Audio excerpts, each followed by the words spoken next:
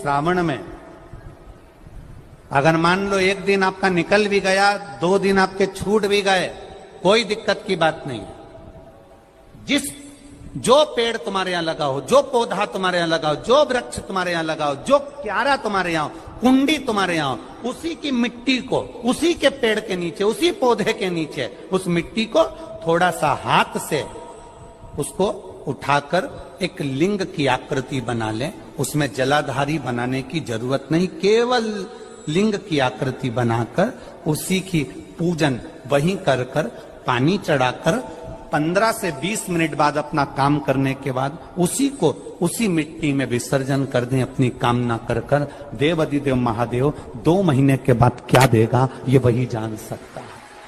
सोमवार के दिन तू मेरे मंदिर के दरवाजे पर चौखट पर बैठ जाना, और दूसरा प्रतिदिन शाम के समय पर तू बेलपत्री के पेड़ के नीचे बैठ जाना। जो तेरी बेल वृक्ष के नीचे सेवा करने आए, जो शंकर जी के मंदिर में सोमवार को जल चढ़ाने आए, उसका जो पात्र जल चढ़ाकर जब वो घर लेकर जाए, उसके पीछे पीछे, पात्र के पीछे पीछे तू जाना और उसके घर में लक्ष्मी का भंडार भरकर आए।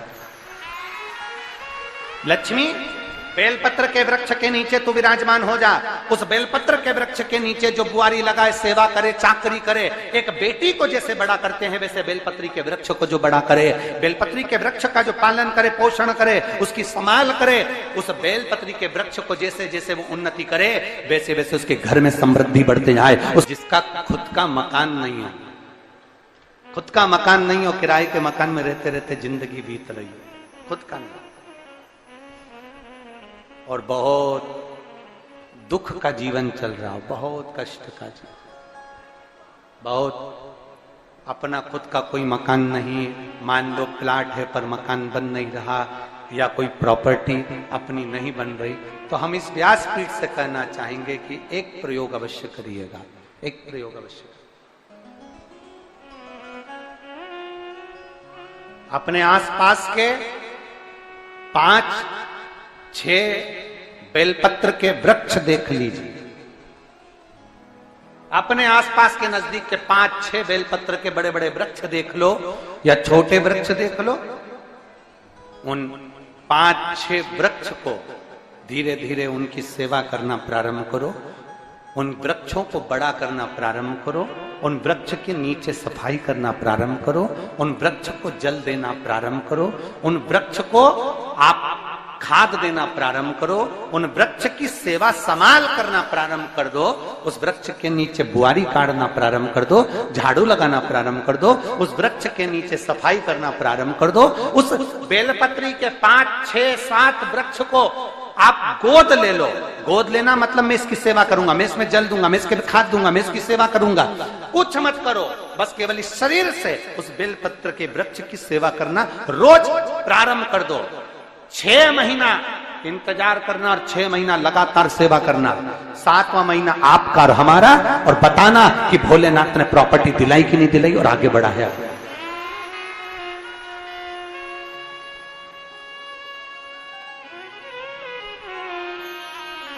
एक बेलपत्र का वृक्ष जिसके नीचे माता लक्ष्मी विराजमान होती है, एक बेलपत्र के वृक्ष के नीचे लक्ष्मी रहती है। दुनिया के लोग कहते हैं लक्ष्मी जी का दिन कौन सा है, बोलो जम के जल्दी से।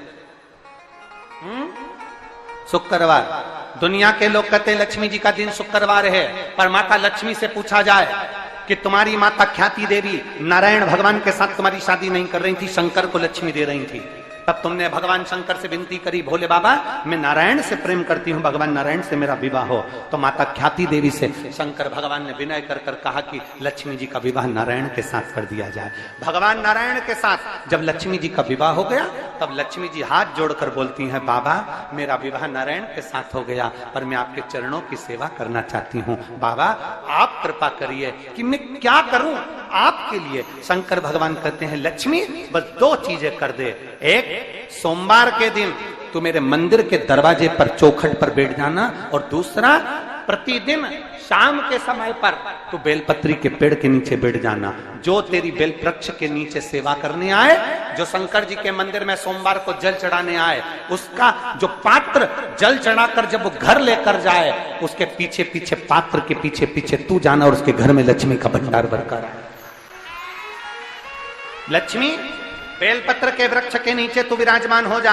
उस बेलपत्र के वृक्ष के नीचे जो बुआरी लगाए, सेवा करे, चाकरी करे, एक बेटी को जैसे बड़ा करते हैं वैसे बेलपत्री के वृक्ष को जो बड़ा करे, बेलपत्री के वृक्ष का जो पालन करे, पोषण करे, उसकी संभाल करे, उस बेलपत्री के वृक्ष को जैसे जैसे वो उन्नति करे, वैसे वैसे उसके घर में समृद्धि बढ़ते जाए, उसके घर में वैभव बढ़ते जाए। ये शंकर भगवान माता लक्ष्मी से करे, भगवान शिव माता लक्ष्मी से करे। तो भस्म, अगर शिव के मंदिर में भस्म मिल जाए, शंकर पर चढ़ी हुई भस्म अगर मिल जाए तो, और अगर भस्म ना मिले ना तो शंकर के जो शंकर भगवान का जो शिवलिंग है, शिवलिंग के आसपास में जो जलाधारी है, यहां अगर भस्म ना मिले तो इस जलाधारी पर अपना हाथ स्पर्श कर कर अपने तन पर उसको लगाकर जरूर आओ। भस्म, एक शंकर पर चढ़ा हुआ जल, दूसरे नंबर पर है शंकर पर चढ़ी हुई भस्म। ये दो स्पर्श जरूर, स्पर्श।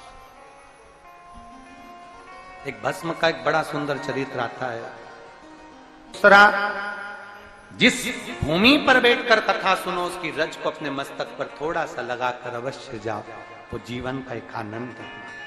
और शंकर के मंदिर में जाओ तो दो चीजें अवश्य लेकर आओ। पहला, शंकर जी पे चढ़ा हुआ, जम के बोलो, जल अवश्य लेकर आओ। क्योंकि जब तुम जल लेकर आते हो, पात्र लेकर आते हो, तो मेरा महादेव लक्ष्मी जी को तुम्हारे पीछे पीछे तुम्हारे घर तक भेज देगा। चढ़ी हुई बेलपत्र मत खाओ, लोग कहेंगे शंकर पर चढ़ा हुआ ये मत खाओ। हम इस व्यासपीठ से निवेदन करना चाहेंगे कि आप अगर दिल रखकर अपने बाबा से कहोगे ना, तो बाबा पर चढ़ा हुआ जो जल है ना, वो जल साधारण नहीं रहता। मेरा भोलेनाथ जब दुनिया को अमृत देता है तो तुमको भी अमृत दे देता है। दो चीजें कभी मत छोड़ो। अगर मंदिर में गए हो तो दो चीजें कभी मत छोड़ो। कथा में गए हो तो दो चीजें कभी मत छोड़ो।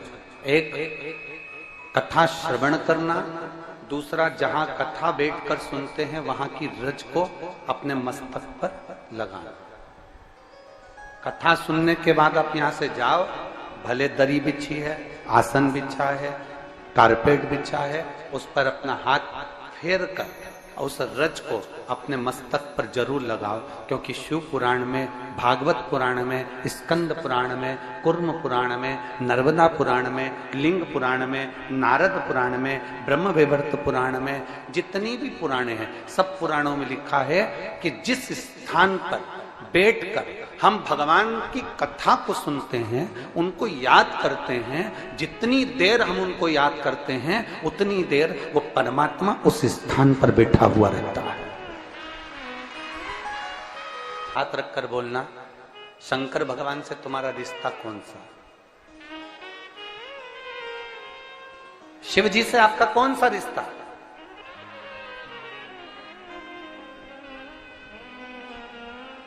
शंकर भगवान को आप क्या मानते हो?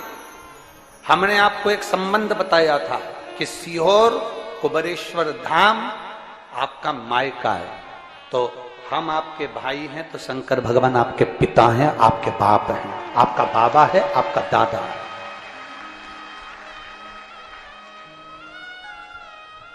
अब आपसे हम प्रश्न करें, उत्तर मेरी कुरुत की बहनें भी देंगी और मेरे जीजा उन भी देंगे और मेरी बेटियां और मेरे बेटे देंगे उत्तर। आपसे प्रश्न करें, अगर बेटी को दुख होगा तो क्या वो अपने बाप से नहीं कहेगी? बोलो तो जम के। बेटी को तकलीफ है वो अपने बाप से ना कहेगी।